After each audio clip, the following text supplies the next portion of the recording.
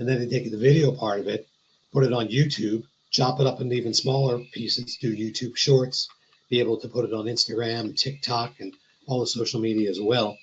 So podcast as a medium really to me is about the content and content creators.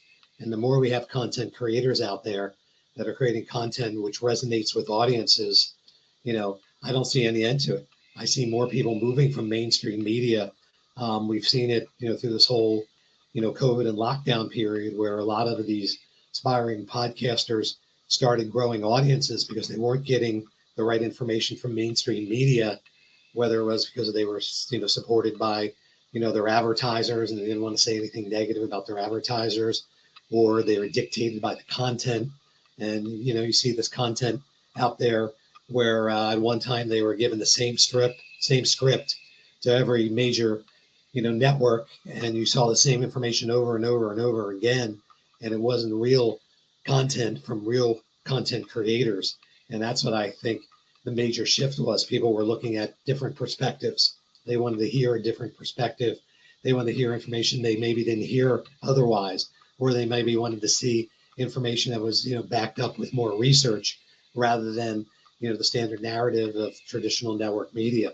So that's what really gave birth, to podcasting, I would say, over the last 5 years, where people are searching for content that resonates with them.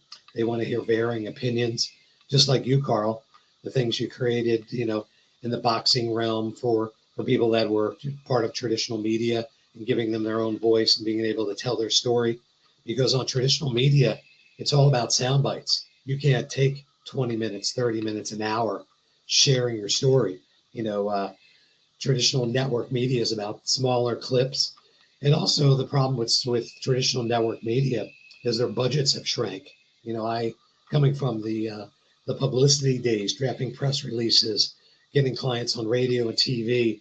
I mean, they had 4 or 5 producers that would do research and, look for guests. Now they're looking if they have one producer. So, from a network media perspective, they just don't have the resources that they did measure many years ago. And that's really given life to the world of podcasting. So, Carl, answer your question. I don't see any end to it. I see more to it because it's, if you're a creator and you have an idea or you have an angle or if you have information that resonates with people, they're going to seek you out, whether it's through snippets and snackable content on social where they say, hey, I like this person.